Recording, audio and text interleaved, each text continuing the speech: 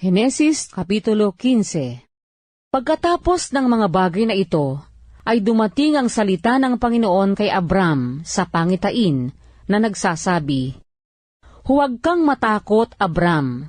Ako ang iyong kalasag at ang iyong gantimpala na lubhang dakila." At sinabi ni Abram, "O Panginoong Diyos, anong ibibigay mo sa akin kung ako'y nabubuhay na walang anak, at ang mag-aari ng aking bahay ay itong taga-Damaskong si Eliezer?" At sinabi ni Abram, "Narito, hindi mo ako binigyan ng anak, at narito't isang ipinanganak sa aking bahay ang siyang tagapagmana ko."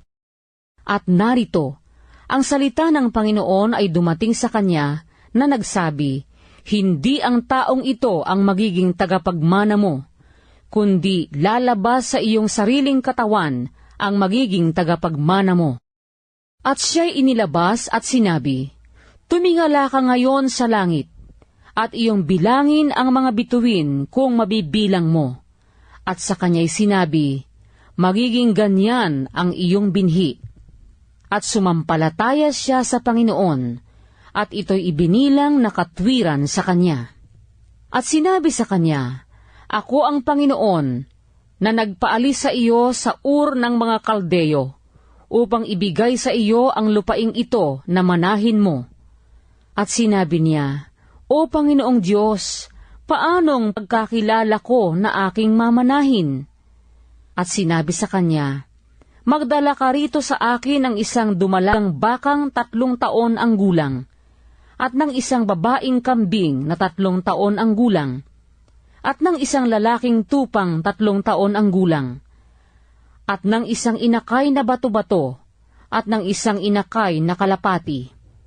At dinala niya ang lahat ng ito sa kanya, at pinaghati niya sa gitna, at kanyang pinagtapat-tapat ang kalakalahati, datapwat hindi hinati ang mga ibon.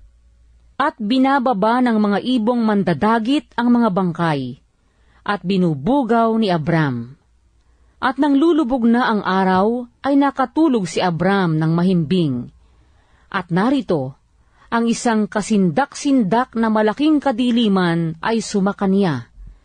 At sinabi ng Diyos kay Abram, "Tunay na pakatalastasin mo na ang iyong binhi ay magiging taga-ibang bayan sa lupaing hindi kanila, at mangaglilingkod sa mga yaon, at pahihirapang 400 taon. At yaunamang bansang kanilang paglilingkuran ay aking hahatulan, at pagkatapos ay aalis silang may malaking pag-aari. Datapot ikaw ay payapang pasa sa iyong mga magulang, at ikaw ay malilibing sa mabuting katandaan.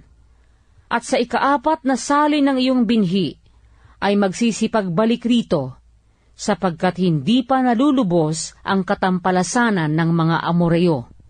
At nangyari na paglubog ng araw at pagdilim na narito ang isang hurnong umuusok, at ang isang tanglaw na nagniningas na dumaan sa gitna ng mga hinating hayop.